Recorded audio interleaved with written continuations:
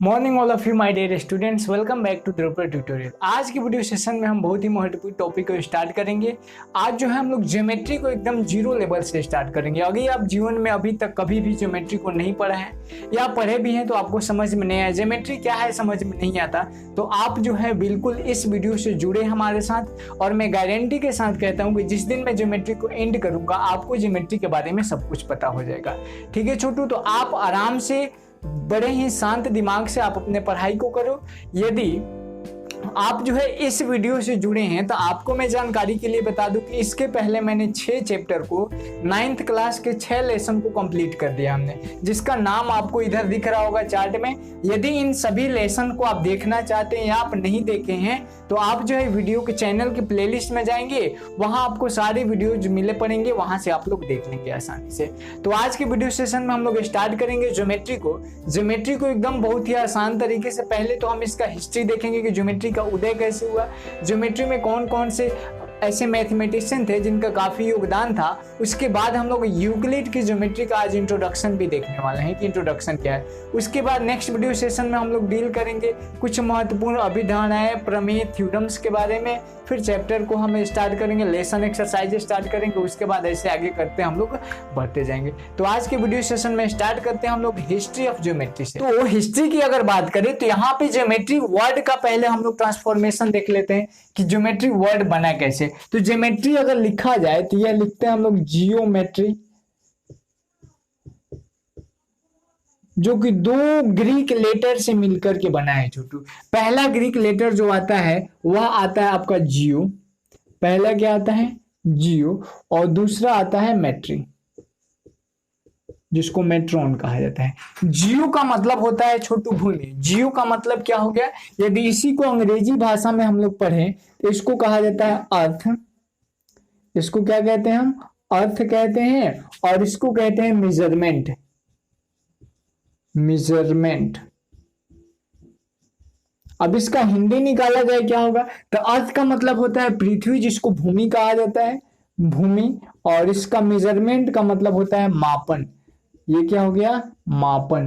तो ये एक ऐसा ब्रांच है मैथमेटिक्स का, वैसी शाखा या गणित की वह शाखा हम जिसमें भूमि मापन का अध्ययन करते हैं, उनके बारे में हम लोग जानकारी लेते हैं, विभिन्न आकृतियों के बारे में पढ़ते हैं, उसी को ज्योमेट्री के नाम से जाना जाता है। इसका हिंदी नाम जो होता है वह होता है छोटू ज्यामिति। इसका नाम क्या होता है, ज्यामिति होता है। हिंदी में इसको ज्यामिति कहते हैं, अंग्रेजी में जियोमेट्री कहते हैं। जियोमेट्री 2 ग्रीक लेटर से मिलकर के बना है। यहाँ पे ये दोनों क्या है, ग्रीक वर्ड है, ग्रीक लेटर से मिलकर के बना है। पहला जियो और दूसरा मेट्रॉन। जियो का अर्थ होता है अर्थ, जिसको भूमि कहा जाता है। मेट्रॉन का मतलब होता है मेजरमेंट, जिसको मापन कहा जाता है। अर्थात इसका शाब्दिक अर्थ की अगर बात करें, ज्योमेट्री का शाब्दिक अर्थ जो होता है वो होता है आपको शाब्दिक अर्थ भूमि मापन। भूमि मापन, भूमि मापन इसका नाम क्यों पड़ा, दिमाग में ये चीज आता होगा। अब देखिए ज्योमेट्री है क्या चीज, तो ज्योमेट्री आप लोग हर जगह यूज करते हैं। एक सर्कुलर पाथ आप बनाते हैं, मतलब एक गोला खींचते हैं, वह भी क्या है, ज्योमेट्री है। आप एक पॉइंट किसी प्लेन पे दे दिए, ये भी ज्योमेट्री। आप गोला खींच दिए, ज्योमेट्री। आप एक लाइन खींच दिए, ज्योमेट्री है। आप ऐसे बना दिए, चरखुट्टा बॉक्स बना दिए, ज्योमेट्री है। उसके बाद आप लोग ऐसे ट्रेंगल बना दिए, ये ज्योमेट्री है। उसके बाद यदि हम बात करें रोटी गोल खाते हैं, रोटी बनाते हैं गोल, तो वो क्या हो गया, ज्योमेट्री। लड्डू गोल बनता है, ज्योमेट्री होता है। बर्फी हम लोग क्या करते हैं, चरखुट्टा बनाते हैं, यह क्या हो गया, ज्योमेट्री हो गया। तो ज्योमेट्री के बिना हमारे जीवन की कल्पना नहीं हो सकती। अब ऐसा नहीं है कि ज्योमेट्री पहले से नहीं था, ज्योमेट्री पहले से था, बट उसका नॉलेज हमें बाद में हुआ और इसको पढ़ने के लिए हम लोगों ने सहूलियत प्रदान किया। जैसे प्राचीन जमाने में खेती होता था तो भूमि का माप किया जाता था, जमीन और खेती की माप की जाती थी, और वो जमीन और खेती की माप जो होती थी इसी ज्यामिति के द्वारा की जाती थी। तो कहीं ना कहीं प्राचीन जमाने में भूमि मापन के लिए ज्योमेट्री का उपयोग किया जाता है। आज भी हम लोग देखते हैं कि भूमि होता है, चरखुट्टा होता है, नहीं तो तीन कोनिया होता है ना। ऐसे जैसे मान लीजिए कोई खेत गांव में आप जाएंगे तो ऐसे होता है, या फिर ऐसे होता है, तो ऐसे करके बहुत सारे भूमि के क्षेत्र होते हैं। तो यही जो ज्यामितीय आकृतियां है ना, इसी का अध्ययन हम लोग प्राचीन जमाने से करें। अब अगर ज्यामिति की बात करें तो ज्यामिति के बारे में सबसे पहले मिस्र में पता चला। ज्यामिति का उत्पन्न स्थान अगर कहें कि उत्पन्न कहां से हुआ, तो ज्यामिति कहां से उत्पन्न हुआ छोटू? मिस्र से उत्पन्न हुआ। मिस्र क्या है? जगह का नाम है।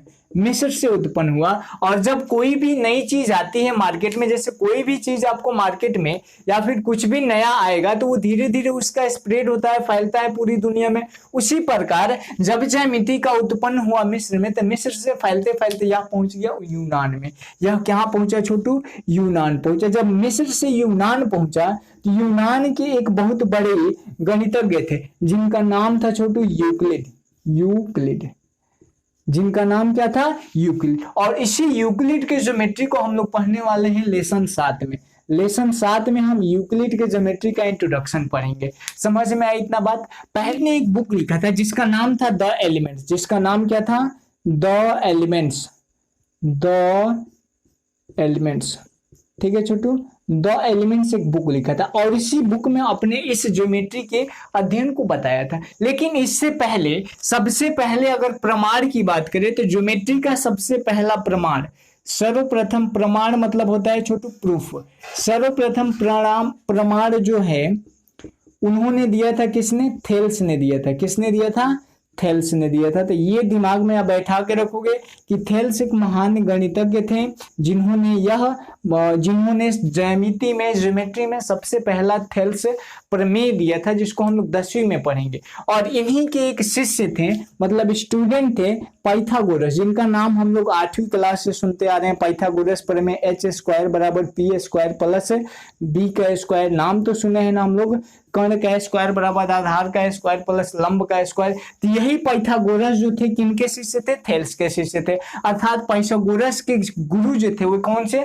थेल्स थे। तो थेल्स ने सबसे पहला प्रमाण दिया था ज्योमेट्री में, और उसके बाद पाइथागोरस ने भी काफी सहयोग दिया। उसके बाद जब ये यूनान पहुंचा तो यूनान में यूक्लिड ने एक महान गणितज्ञ, और यूक्लिड ने क्या किया? द एलिमेंट्स अपनी पुस्तक में बहुत सारी चीजों को ऐसे बताया। यूक्लिड का इतना योगदान क्यों है ज्योमेट्री में? तो इसका सिंपल सा फंडा है कि यूक्लिड ने कुछ ऐसे अभिधारणाएं दी, कुछ ऐसी चीजें दी, कुछ ऐसे कॉन्सेप्ट दिए जिनको बिना प्रूफ के ही हम लोग मान लेते हैं। दैट मीन्स अगर कह दिए कि ये पेन है तो ये पेन है, इसको प्रूफ करने की जरूरत नहीं है। वैसे ही यूक्लिड ने भी कुछ अभिधारणाएं दी थी, अभिगृहित जिसको कहा जाता है, एक्सियोम कहा जाता है, जिसको हम लोग पढ़ने वाले हैं लास्ट इसी में। उन सबको दिया था और उसके आधार पे बहुत सारे थ्योरम्स को साबित किया जाता है। तो ये कुछ महत्वपूर्ण इतिहास थे ज्योमेट्री के बारे में। ये तो कुछ विदेशी गणितज्ञ थे, कुछ हम भारत के गणितज्ञों का भी नामकरण कर लेते हैं। जैसे आप लोग नाम सुने होंगे, आर्यभट्ट का नाम सुना होगा आप लोगों ने। आर्यभट्ट को कहा जाता है ना, यदि यहाँ पे भारत के गणित के जन्मदाता कहें। अच्छा एक चीज तो मैं भूल गया, एक चीज लिख लोगे आप कि फादर ऑफ ज्योमेट्री जो है किसको कहा जाता है? फादर ऑफ जियोमेट्री यूक्लिड को कहा जाता है। EUCLID। ये दिमाग में याद रखोगे कि फादर ऑफ जियोमेट्री किसको कहा जाता है? यूक्लिड को कहा जाता है। और भारतीय गणित के जन्मदाता अगर कहा जाए तो उसको हम लोग आर्यभट्ट को कहते हैं। इतना तो हमें पता ही है। अब आर्यभट्ट ने क्या किया था? बहुत सारी चीजें की थी। जैसे हम लोग पढ़ते हैं समद्विबाहु त्रिभुज का क्षेत्रफल निकालना, प्रिज्म पिरामिड का क्षेत्रफल निकालना, गोले का क्षेत्रफल निकालना, आयतन निकालना, ये सब आर्यभट्ट ने दिया था। और एक गणितज्ञ का नाम है भास्कर, जिन्होंने पाइथागोरस प्रमेय को एक अलग तरीके से सिद्ध करना, अलग तरीके से उसके अतिरिक्त परिणाम दिया था, प्रमाण दिया था। एक और भारतीय गणितज्ञ है जिनका नाम है ब्रह्मगुप्त। ब्रह्मगुप्त ने क्या किया था? चक्रीय चतुर्भुज जो होता है उसका क्षेत्रफल निकालने का तरीका बताया था। तो कुछ महत्वपूर्ण इतिहास के बारे में हम लोगों ने डिस्कस किया। अब हम डिस्कस करते हैं कि ज्योमेट्री का इतना महत्व क्यों है हमारे दैनिक जीवन में। तो ज्योमेट्री का महत्व इसलिए है क्योंकि ज्योमेट्री का पहला महत्व आप ये समझिए कि ज्योमेट्री के द्वारा हम किसी चीजों को, ज्यामिति के द्वारा हम विभिन्न प्रकार की भिन्न भिन्न आकृतियों के बारे में अध्ययन करते हैं, उनका उपयोग करना सीखते हैं।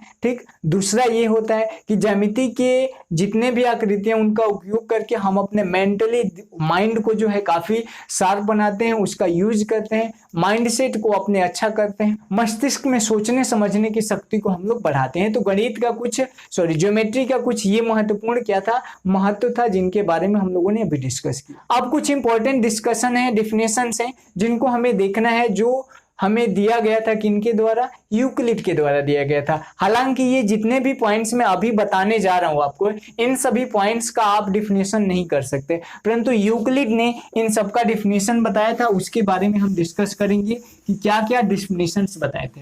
जैसे सबसे पहला पॉइंट आता है, एक आता है, तीन चीज आप दिमाग में रखोगे, एक लंबाई, एक चौड़ाई और एक ऊंचाई, ऊंचाई कह रहे हैं, मोटाई। एक लंबाई, चौड़ाई और मोटाई। तो सबसे पहला पॉइंट आता है पॉइंट्स का। सबसे पहला पॉइंट्स क्या है छोटू, पॉइंट। पॉइंट की बात करें तो इसको हिंदी में क्या कहा जाता है, बिंदु कहा जाता है। ठीक है ना। अब बिंदु क्या चीज है, तो बिंदु के बारे में सुनो। किसी समतल में मैंने ये बिंदु दे दिया, तो बिंदु दे दिया, इसका मतलब ये जो है इतना बड़ा नहीं है, ये इतना छोटा होता है कि न तो इसकी लंबाई होती है, न तो इसकी क्या होगी छोटू, न लंबाई होगी, न चौड़ाई होगी, और न ही इसकी मोटाई होगी। न लंबाई होगी, न चौड़ाई होगी, और न ही इसकी क्या होगी छोटू, मोटाई होगी। इसी को क्या कहा जाता है, बिंदु कहा जाता है। अब आप इसका डिफिनेशन कैसे बोलोगे, तो डिफिनेशन बोलने का शानदार तरीका बोलोगे आप कि वैसी ज्यामितीय आकृति जिसकी न तो लंबाई होती है, न ही चौड़ाई होती है, तथा न ही मोटाई होती है, कॉमा देके लिखोगे, बिंदु कहलाता है। और नेक्स्ट में एक एरो मार्क दे करके लिखोगे कि पॉइंट्स को कैपिटल अल्फाबेट से डिनोट किया जाता है। कैपिटल अल्फाबेट से डिनोट किया जाता है, दैट में सूचित किया जाता है, डिनोट किया जाता है। पॉइंट्स में याद रखोगे इस बात को। दैट मीन्स अगर यह कोई पॉइंट है, तो इसका नाम हम पी कर देंगे। आप ऐसे पी नहीं कर सकते, छोटा वाला पी नहीं कर सकते। यदि ये कोई पॉइंट है तो इसको आप ए करोगे, न कि आप ऐसे करोगे। ये करोगे तो गलत होगा, ये करेंगे तो सही होगा। ठीक है छोटू, तो पॉइंट्स के बारे में ये चीज ज्ञात कर लोगे। अब देखो, बहुत सारे पॉइंट अगर एक लाइन में बनने लगे, मतलब एक सीधी समतल पे बनने लगे, जैसे ये देखिए, छोटे छोटे पॉइंट्स को हम लोग ऐसे मिलाते चल रहे हैं, इसमें भी बहुत सारे छोटे छोटे, तो बहुत सारे छोटे छोटे पॉइंट जब आपस में ग्रुप करेंगे, आपस में मिलेंगे, तो वह लाइन का निर्माण करते हैं, दैट मीन्स रेखा का निर्माण करते हैं। और रेखा को जब तोड़ा जाता है तो रेखाखंड बनते हैं। अभी इसके बारे में हम लोग डिस्कस करेंगे। दूसरा हेडिंग डालोगे आप, दूसरा जिसको कहा जाता है लाइन, जिस तरह को क्या कहोगे आप, लाइन, जिसको कहते हैं हिंदी में रेखा। अब रेखा क्या चीज है, रेखा के बारे में समझो। रेखा मतलब वैसी ज्यामितीय आकृति जिसमें लंबाई तो होगा, लंबाई क्या होगा छोटू, होगा, परंतु चौड़ाई क्या होगा, नहीं होगा, और ऊंचाई कह रहे हैं, मोटाई भी नहीं होगा। तो वैसी ज्यामितीय आकृति जिसमें लंबाई तो होती है परंतु चौड़ाई तथा मोटाई नहीं होती है, कॉमा देके लिखोगे, लाइन कहलाता है, रेखा कहलाता है। यदि रेखा की बात करें तो इसको डिनोट हम लोग लाइन को स्मॉल लेटर के स्मॉल अल्फाबेट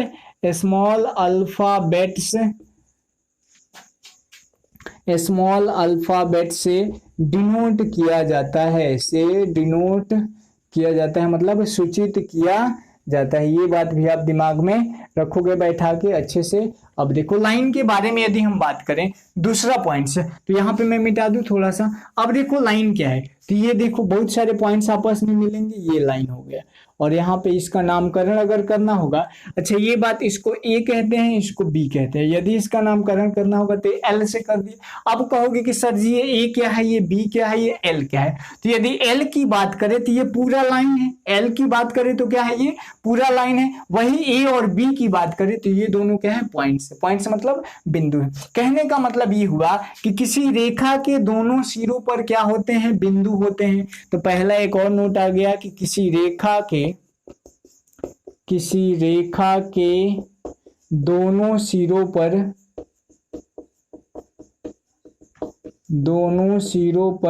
बिंदु होते हैं, पॉइंट्स होते हैं। समझ में आया कि नहीं छोटू। और यहाँ पे देखो, यदि हम इसकी बात करें इसकी लंबाई की, तो लंबाई पे तो यहाँ तो है, लेकिन इसकी लंबाई निश्चित नहीं होती, इसीलिए यहाँ पे डबल एरो का यूज किया जाता है एक इधर। मतलब ये जो रेखा है ये दोनों साइड बढ़ सकता है, अर्थात रेखा की लंबाई निश्चित नहीं होती है, लाइन की लंबाई निश्चित नहीं होती है, लंबाई निश्चित नहीं होती है, निश्चित नहीं होती है। अब नहीं होती है अर्थात इसे मापा नहीं जा सकता, ये भी लिख लोगे आप आगे कि अर्थात इन्हें मापा नहीं जा सकता। अब क्वेश्चन आता है दिमाग में, क्यों नहीं मापा जा सकता? क्योंकि इनके दोनों सिरों को हम बढ़ा सकते हैं, दोनों ही तरफ बढ़ते हैं, बढ़ जाते हैं, इसकी वजह से इसकी लंबाई को मापा नहीं जा सकता है। अर्थात लाइन को कभी माप नहीं सकते आप, रेखा की लंबाई आप फिक्स हो नहीं कर सकते कि 5 सेंटीमीटर होगा 6 सेंटीमीटर होगा। तो अब आपके दिमाग में आता होगा कि सर जी हम तो बहुत बार सुने हैं कि 5 सेंटीमीटर लंबा रेखा लो, तो छोटू रेखा नहीं होता, आप ध्यान से पढ़ोगे तो रेखाखंड होता है। अब हम डिस्कस करेंगे कि रेखाखंड क्या होता है, ठीक है छोटू। यहां तक में पॉइंट्स और लाइन में कोई भी कंफ्यूजन हो तो आप कमेंट करो, जरूर हम उसको बताएंगे। अब आते हैं हम इसके बारे में पढ़ना, रेखाखंड क्या होता है। रेखाखंड के बारे में डिस्कस करने से पहले यहां तक में कोई दिक्कत हो तो आप बताओ जरूर। चलो मिटाते हैं इसको, अब आते हैं रेखाखंड। रेखाखंड जो होता है ना छोटू, वह रेखा का एक टुकड़ा होता है, आप नाम से समझो, रेखाखंड। रेखा मतलब लाइन और खंड मतलब टुकड़ा, मतलब रेखा का एक टुकड़ा ही होगा, और जब टुकड़ा होगा तो इसकी लंबाई क्या होगी? निश्चित होगी। दैट मीन्स अब तीसरा जो बात करें हम तो तीसरा होता है रेखाखंड। रेखाखंड जिसको अंग्रेजी में कहा जाता है छोटू line segment, line segment. Done. अब इसका डिफिनेशन क्या बोलोगे? इसमें भी क्या होगा? लंबाई होगा। तो यहाँ पे डिफिनेशन लंबाई चौड़ाई से तो आप डिटरमाइन नहीं कर सकते, क्योंकि जो चीज रेखा का होगा वही चीज रेखाखंड में भी होगा। यहाँ पे लंबाई होगा परंतु चौड़ाई और ऊंचाई नहीं और मोटाई नहीं होगा। डन, सही है ये बात। बट यहाँ पे अंतर क्या होगा? तो लिखेंगे कि वैसा रेखा,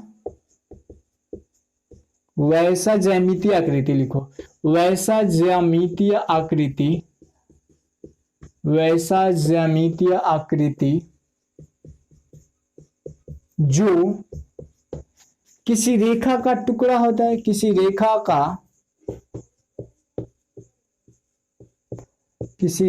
का एक भाग होता है, एक भाग यानी एक भाग, इसी को टुकड़ा कहा जाता है, टुकड़ा होता है। और कोमा देके लिखोगे क्या कहलाता है? रेखाखंड कहलाता है। दूसरा पॉइंट्स लिखोगे कि इसकी लंबाई निश्चित होती है, इसकी लंबाई निश्चित होती है, लंबाई निश्चित होती है।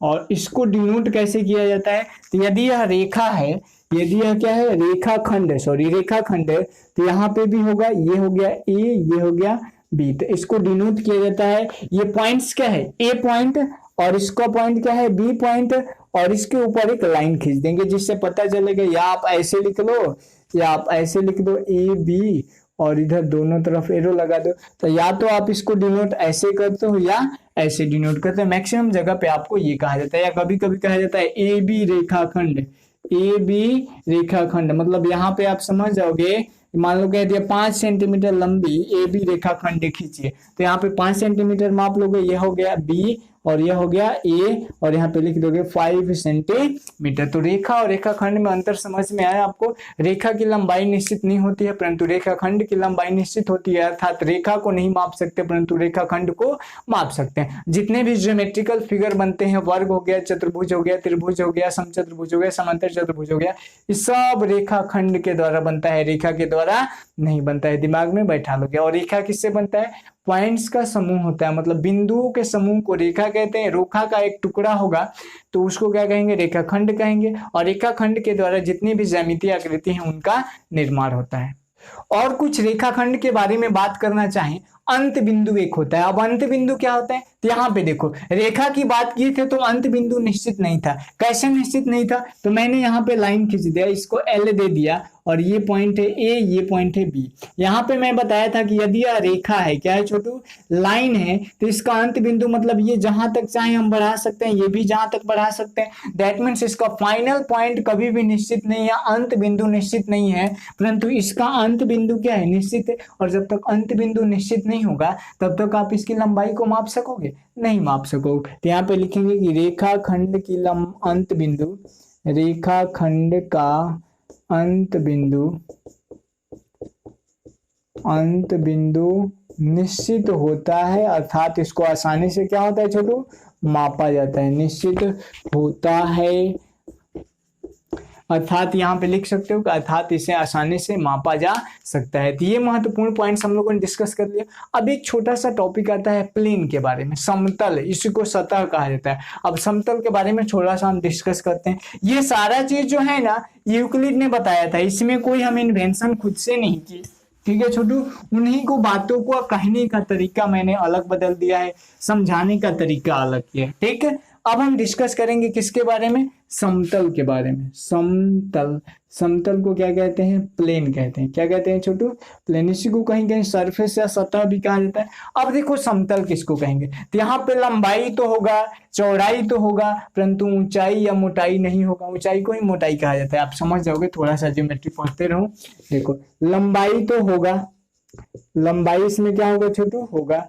चौड़ाई की बात करें तो चौड़ाई भी इसमें होगा, चौड़ाई भी होगा, परंतु इसकी मोटाई जो होगी वो मोटाई क्या होगा, नहीं होगा। तो आप इसका डिफिनेशन सिंपल से बोलोगे कि वैसी ज्यामितीय आकृति जिसमें लंबाई होता है परंतु चौड़ाई, लंबाई होता है कॉमा चौड़ाई होता है तथा उनकी मोटाई नहीं होता है, कॉमा देके लिखोगे, क्या कहलाता है, प्लेन कहलाता है। यदि हम इसको प्लेन माने, यदि यह क्या है छोटू, प्लेन माने, तो इसका कुछ लंबाई होगा, इसका कुछ चौड़ाई होगा, इसमें मोटाई तो है नहीं कुछ।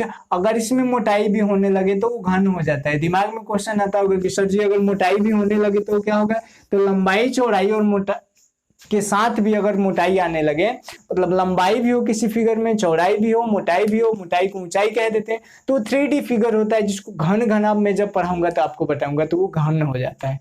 डन। तो यहाँ तक में कोई कंफ्यूजन है छोटू तो आप लोग बताओ जरूर, उसको हम अभी डिस्कस करेंगे नेक्स्ट वीडियो सेशन में। अब देखो हमें डील करना है अभिगृहित के बारे में। अभिगृहित क्या चीज होता है, तो अभिगृहित कहने का मतलब ये हुआ कि अभिगृहित वे सारे स्टेटमेंट होते हैं, वे सारे कथन होते हैं जिनको बिना प्रूफ किए हुए सत्य मान लिया जाता है, और इनका उपयोग बहुत सारे प्रमाण को, थ्योरम्स को सिद्ध करने में किया जाता है। और ये कौन कौन से प्रमाण हैं, कौन कौन से मतलब अभिगृहित हैं जिनको यूक्लिड ने दिया था और उनका उपयोग हम लोग करते हैं, अर्थात वे सत्य हैं, तो इसको डिस्कस करते हैं हम लोग अभी। तो अभी हेडिंग डालोगे आप, क्या हेडिंग डालना है आपको, अभिगृहित। हेडिंग डालोगे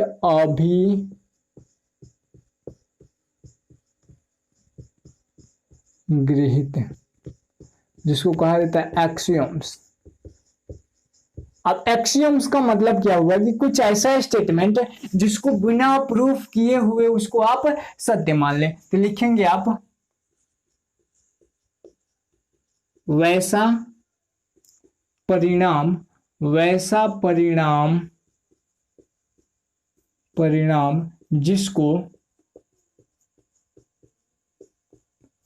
जिसको बिना किसी प्रमाण के सत्य मान लिया जाता है, सत्य मान लिया जाता है,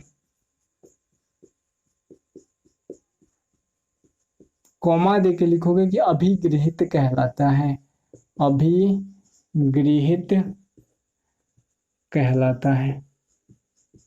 डन छोटू, अभिगृहित कहलाता है। यहां तक में कोई कंफ्यूजन हो, अगला एरो मार्क लेके लिख लोगे कि इनका उपयोग या प्रयोग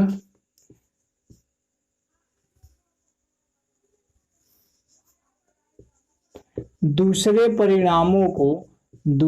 परिणामों को सिद्ध करने में किया जाता है, सिद्ध करने में या प्रमाणित करने में किया जाता है, सिद्ध करने में किया जाता है।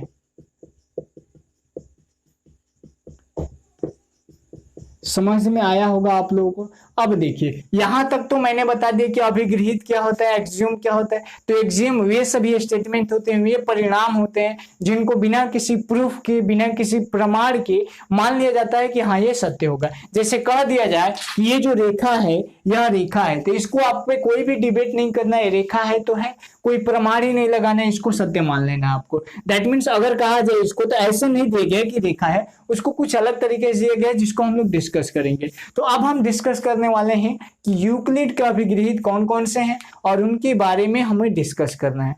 डन। तो हम लोग आते हैं अब यूक्लिड के अभिगृहित के बारे में, एक्सियोम ऑफ यूक्लिड्स। ये यूक्लिड के अभिगृहित के बारे में, यूक्लिड के अभिगृहित मतलब एक्सियोम्स ऑफ यूक्लिड्स क्या कहता है। तो पहला नियम ये कहता है, पहला एक्सियोम्स क्या है जिसको सत्य माने गए, जिस पर हम लोग सिद्ध करेंगे बहुत सारे प्रमाण को।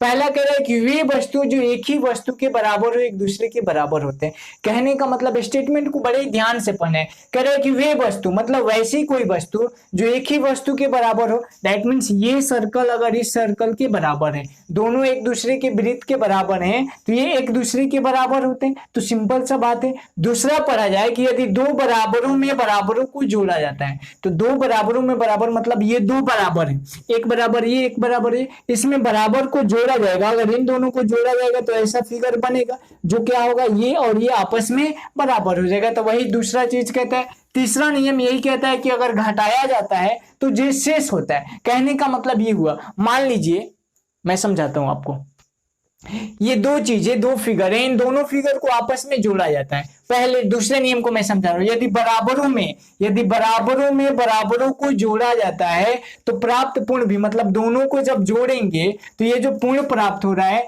इन दोनों पूर्ण के मतलब इन दोनों के योग के बराबर होगा ये। तो यही चीज कह रहा है। दूसरा कह रहा है कि यदि बराबरों में बराबरों को घटाया जाता है, मतलब अगर इसमें से इसको घटाया जाएगा तो प्राप्त क्या होगा, हमें इसको दोनों को घटाएंगे तो हट जाएगा, तो यहाँ भी क्या होगा, बराबर होगा। तीसरा कह रहा है कि वे वस्तुएं जो संपाती होती है वे आपस में बराबर होती है। संपाती कहने का मतलब ये कोई लाइन सेगमेंट है, इसके ऊपर कर दिए एक लाइन सेगमेंट, तो दोनों एक दूसरे के संपाती है। दैट मीन्स दोनों क्या है, एक दूसरे के बराबर है। यही तीसरा कहता है। चौथे की अगर बात करें कि वे वस्तु, चौथा तो हो गया। पांचवें की बात करें तो पूर्ण अपने भाग से बड़ा होता है। अब पूर्ण अपने भाग से बड़ा होता है, इसका मतलब क्या हुआ, इसको हम पूर्ण मान ले, इसको क्या मान ले हम लोग, पूर्ण मान ले, और इसका हम भाग करें तो भाग दो को कर दिए। अब बताइए कि ये जो भाग है, ये भाग और ये भाग, इनसे बड़ा है कि नहीं, ये पूर्ण, समझ में आ रहा है कि नहीं। यदि मैं कह दूं, यहाँ पे देखो यह एक सर्कल है, इसको हम लोग इतना काट रहे हैं, इतना काटेंगे तो कुछ ऐसे फिगर बनेगा कि नहीं, बनेगा ना। और यहां से मैं हटा देता हूं तो इसके भाग दो गो हो गए, और ये भाग किसके हैं, इसके हैं।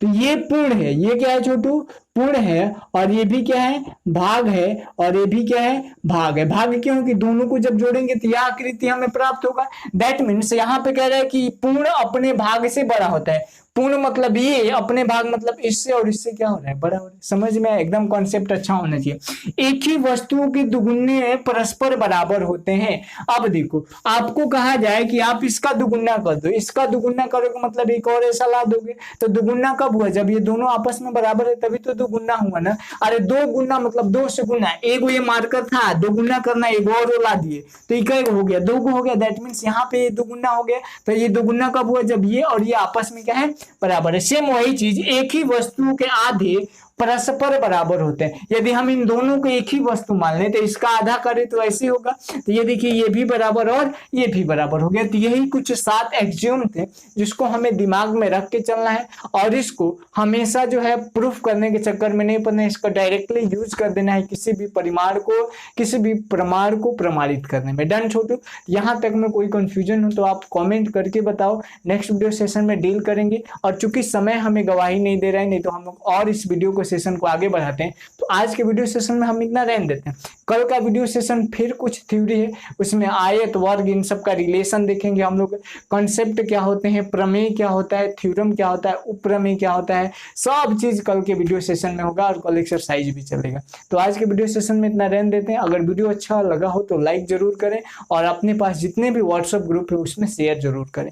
तो आज के वीडियो सेशन को यहीं पे एंड करते हैं। जल्द मिलते हैं नेक्स्ट वीडियो सेशन। तब तक के लिए बाय बाय, टेक केयर।